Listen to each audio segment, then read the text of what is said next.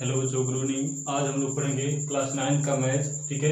इसका first lesson है number system. Number system में हम लोग पढ़ेंगे how to represent rational number on number line, कि कैसे किसी रेशनल नंबर को हम नंबर लाइन पे रिप्रेजेंट करते हैं, ठीक है। इसको देखिए, समझने के लिए हम एक कंडीशन रखेंगे। अगर किसी भी रेशनल नंबर का जो न्यूमरेटर होगा डिनोमिनेटर से अगर छोटा रहेगा, ठीक है, मतलब मान लो कोई नंबर है 1/3, ठीक, जिसमें जो न्यूमरेटर है इस डिनोमिनेटर से क्या है, छोटा है, मतलब 1 जो है 3 से क्या है, छोटा है, ठीक है।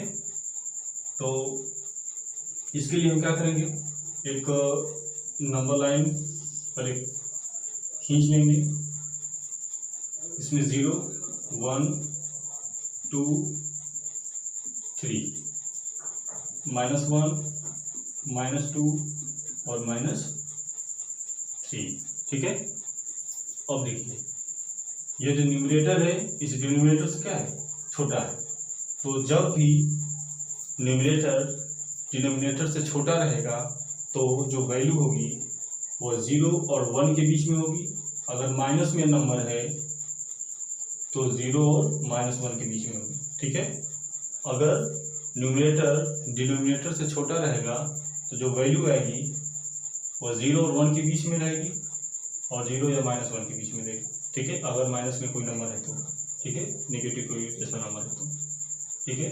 अब देखिए, यहाँ पे हमें 1/3 को रिप्रेजेंट करना है किस पे, इस नंबर लाइन पे, ठीक। तो वही कंडीशन है, इसका जो न्यूमरेटर डिनोमिनेटर से छोटा है तो 0 और 1 के बीच में आएगा, क्योंकि ये पॉजिटिव है। अब देखिए, 1 का थर्ड या थर्ड का 1, ठीक है।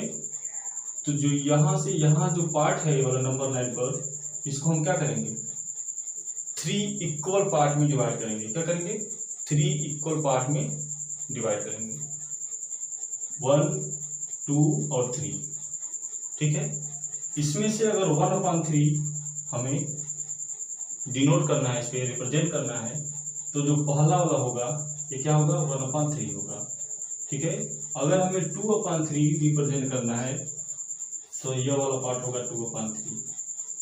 अगर हमें 3/3 रिप्रेजेंट करना है, ठीक है, तो यह वाला पार्ट होगा 3/3। कट जाएगा, कितना आएगा, 1। और देखिए यही 1 वैल्यू यहाँ पे 1 है, ठीक है। तो कैसे हम 1/3 को इस नंबर लाइन पे रिप्रेजेंट कर दिए, ठीक है, ठीक। अब हम लोग पढ़ेंगे कोई निगेटिव नंबर, ठीक है, रेशनल नंबर कैसे हम लोग रिप्रेजेंट करते हैं, ठीक है। मान लीजिए कोई निगेटिव नंबर है 3/5, क्या है 3/5, 3/5 निगेटिव नंबर है।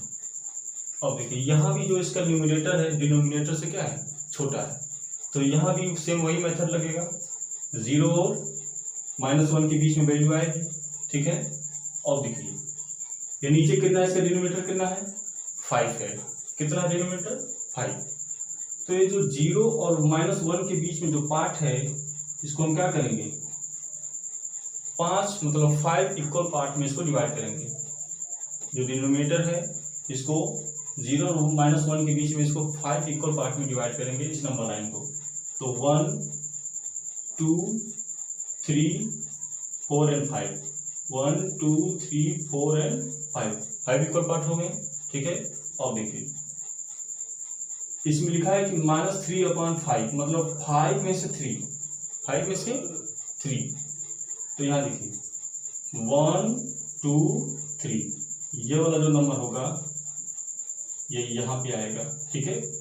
-3/5 जो होगा वह इस पॉइंट पे रिप्रेजेंट होगा, ठीक है। और बड़ा करके दिखा देते हैं। मान लीजिए 0 है, एक -1 है, तो 1 2 3 4 एंड 5। तो 5 में से 3 है ना, तो 1 पार्ट 2 पार्ट और 3 पार्ट, ठीक है। तो यहाँ पे हो जाएगा ये वाला -3/5। अगर कहें हम 4/-4/5, तो तो ये वाला पार्ट होगा -4/5। हम कहें -5/5 तो ये वाला होगा -5/5, क्योंकि ये कट जाएगा, वैल्यू आएगी 1 -1, तो ये पे -1 यहाँ पे है। ठीक है, तो ये क्या था कि अगर न्यूमरेटर छोटा रहेगा डिनोमिनेटर से तब किस तरह नंबर रिप्रेजेंट होंगे नंबर लाइन पे, रेशनल नंबर का रहा है। ठीक है,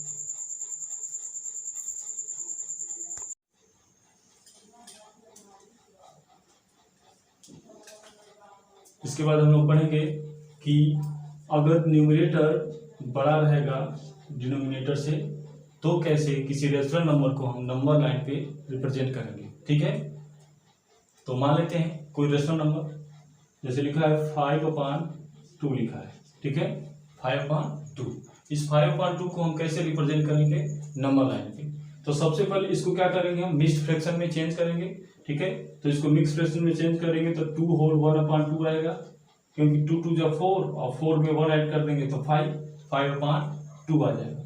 ठीक है, इसको लिख सकते हैं 2 + 1/2। ठीक है, = 5/2।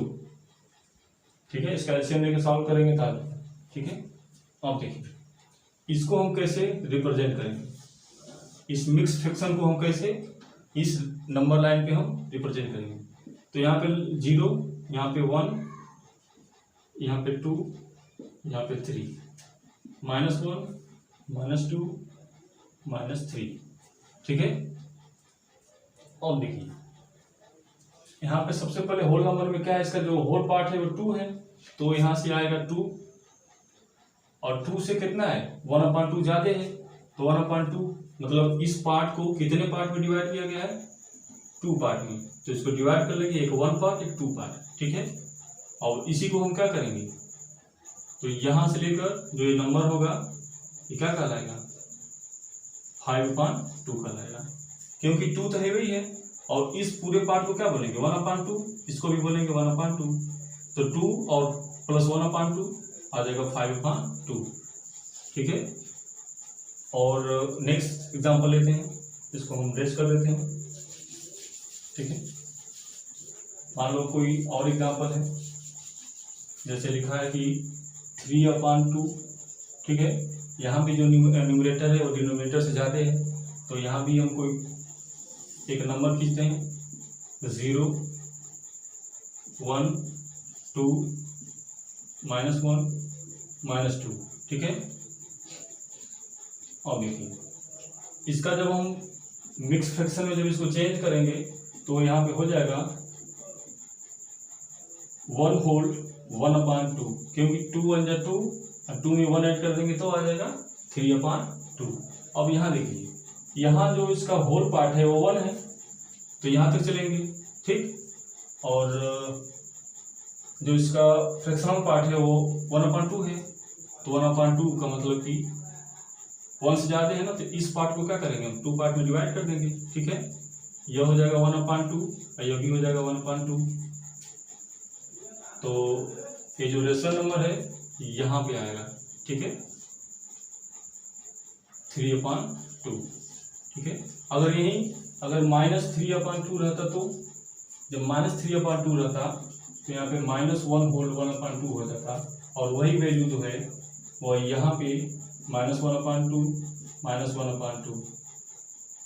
ठीक है, तब यही वैल्यू कहाँ आ जाती, यहाँ बीच में आ जाती। ठीक है, और इसी को क्या बोलते हैं -3/2। ठीक है, कि how to represent irrational number और नंबर लाइन, कि कैसे किसी इर्रेशनल नंबर को नंबर लाइन पे रिप्रेजेंट करते हैं। ठीक है, तो एक इस यहाँ पे दिया गया है, कुछ इर्रेशनल नंबर दिया गया है, जैसे √2 है, √3 है, √5 है और √7 है।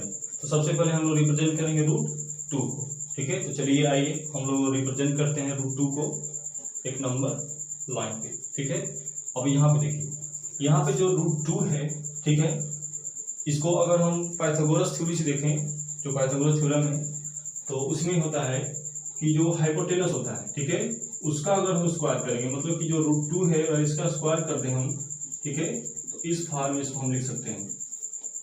ठीक है, और इसका स्क्वायर करेंगे तो कितना आएगा 2, इसका स्क्वायर करेंगे तो 1 और इसका स्क्वायर करेंगे तो 1, तो यहाँ पे 2 = 2 हो जाएगा। तो दोनों साइड क्या हो गए, इक्वल हो गए। ठीक है, तो कोई ट्रायंगल अगर लेंगे हम, ठीक है, जिसका अगर हाइपोटेनस 2 है तो इसका एक साइड 1 होगा और दूसरा भी 1 होगा।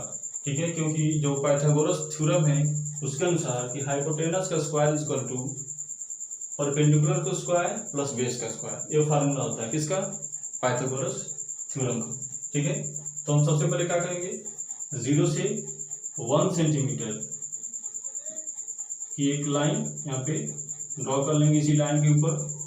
ठीक है, और यहाँ पे क्या करेंगे, अगर हमें बनाना रहे तो ना, तो इसको स्केल की मदद से हम कॉपी पे बना सकते हैं।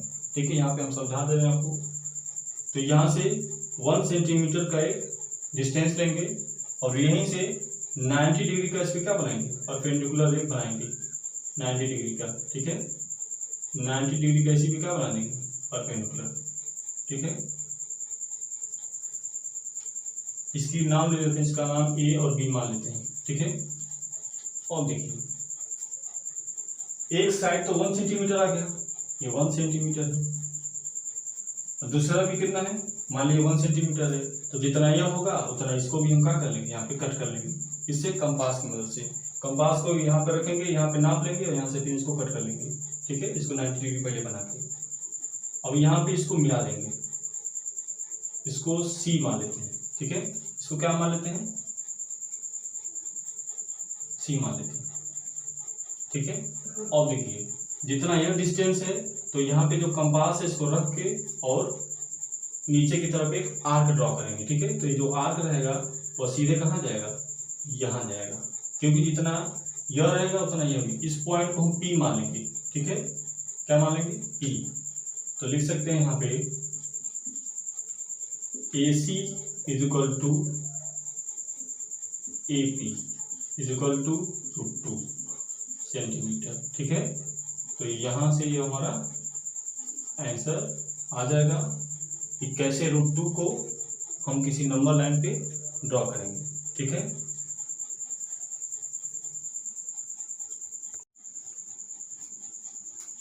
इसके बाद हम लोग रिप्रेजेंट करेंगे √3 को इस नंबर लाइन पे। ठीक है, तो सबसे पहले हम किसको, अगर इसको रिप्रेजेंट करना है तो हमें सबसे पहले √2 को रिप्रेजेंट करना पड़ेगा। ठीक है, तभी होगा। अगर √2 को हम इस नंबर लाइन पे रिप्रेजेंट कर लेते हैं तो उसके बाद कैसे होता है, देखिए अगर हम पाइथागोरस थ्योरम देखें तो √2 का होल स्क्वायर प्लस 1 का होल स्क्वायर = √3 का होल स्क्वायर।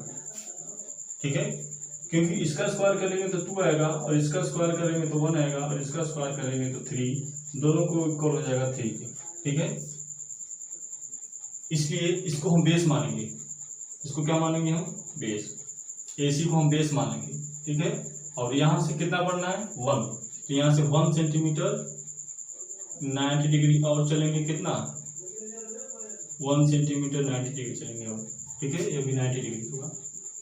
ठीक है, अब यहाँ पे हम कट कर लेंगे, इसको हम मिला देंगे इससे। ठीक है, इसको D मान लेते हैं। ठीक है, तो यहाँ पे जो पॉइंट मिला है D से A तक की जो डिस्टेंस होगी यह कितना होगा, √3। ठीक है, अब इसको हम क्या करेंगे, ऐसे ऐसे यहाँ पे जो कंपास है इसके नीडल यहाँ पर रख के और एक आर्क खींचेंगे जो ऐसे ऐसे कहाँ तक आएगा, यहाँ तक आएगा। ठीक है, इसको मान लेंगे हम T। तो AD = AP = √3, ये हमारा आ जाएगा इसका सॉल्यूशन। ठीक है,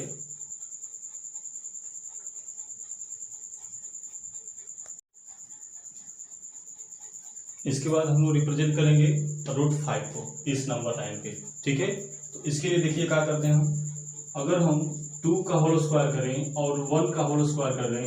ठीक है, और इसको इक्वल कर दें √5 के होल स्क्वायर के, तो क्या इक्वल होता है पाइथागोरस थ्योरम से। ठीक है, यहाँ देखिए √2 का होल स्क्वायर करेंगे तो 2 का होल स्क्वायर करेंगे तो 4 आएगा, 1 का होल स्क्वायर करेंगे तो 1 होगा, इसका होल स्क्वायर करेंगे तो 5 आ जाएगा। इसको अगर ऐड कर देंगे तो कितना आ गया, 5।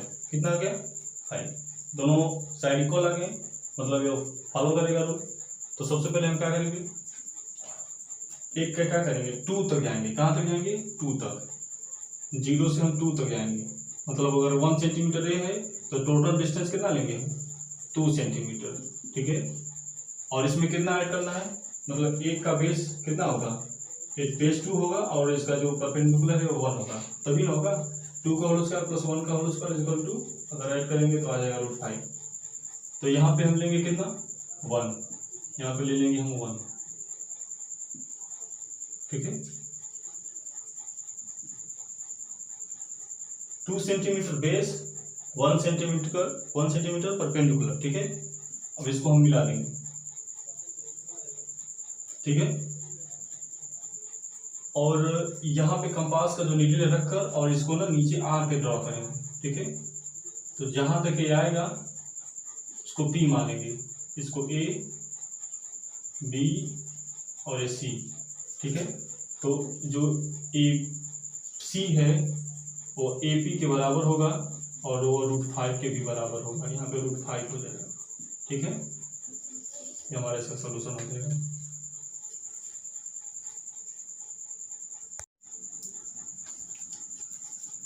√7 को हम लोग कैसे एक नंबर लाइन पे रिप्रेजेंट करेंगे, उसके लिए सबसे पहले क्या करना होगा कि √2 को रिप्रेजेंट करना पड़ेगा, उसके बाद √3 को रिप्रेजेंट करना पड़ेगा। ठीक है, उसके बाद ये √7 को रिप्रेजेंट होगा, नहीं तो नहीं होगा। ठीक है, इसके लिए देखिए क्या करते हैं, बेस को मान लीजिए एक ट्रायंगल बनाते हैं। ठीक है, जिसका बेस रखते हैं √3 और इसको रखते हैं 2। तो जब इसका होल स्क्वायर करेंगे हम, √3 का होल स्क्वायर प्लस 2 का होल स्क्वायर, तो यहाँ पे हो जाएगा 3 + 4 = 7। ठीक है, तब यहाँ पे क्या होगा, 7 इसकी वैल्यू आएगी। तो जब इसका मतलब जो इसका हाइपोटेनस है, जब इसकी वैल्यू निकालेंगे तो क्या हो जाएगा, यहाँ पे हाइपोटेनस = हो जाएगा यहाँ पे √7। ठीक है, तो इसको बेस मानेंगे और इस पे हम जो परपेंडिकुलर ड्रॉ करेंगे उसको 2 सेंटीमीटर मानेंगे। ठीक है, यहाँ से यहाँ जो है 2 सेंटीमीटर है, फिर इसको मिला देंगे। ठीक, और यहाँ से यहाँ पे कंपास की जो नीडल है यहाँ रखेंगे और एक आर्क ड्रॉ करेंगे इतना बड़ा। ठीक है, जो कहाँ से जब जाएगा, यहाँ से जाएगा आपका। ठीक है, इसको मान लेंगे P, इसको E मान लेंगे। ठीक है, तो AE = AP √7।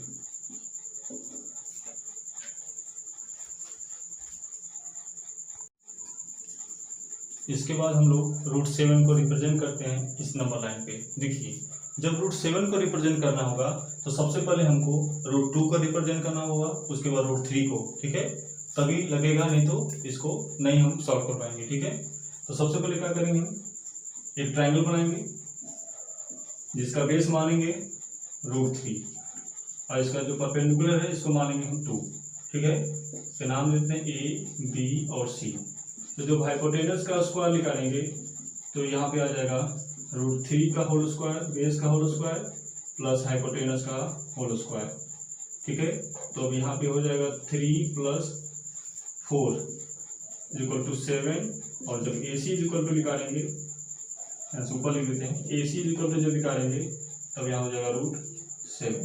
ठीक है, तो उसके लिए क्या करेंगे, इस √3 को हम बेस मानेंगे और यहाँ से हम 2 सेंटीमीटर का क्या करेंगे, एक आर्क लगा देंगे। ठीक है, अब इसको हम क्या करेंगे, इसको मिला देंगे, ये 2 सेंटीमीटर है, इसको हम मिला देंगे इससे।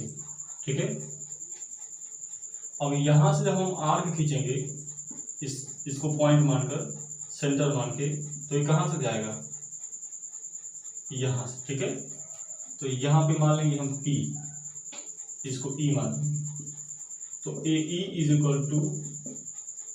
AP = √7। इस तरह हम इसको प्रूव कर सकते हैं। ठीक है।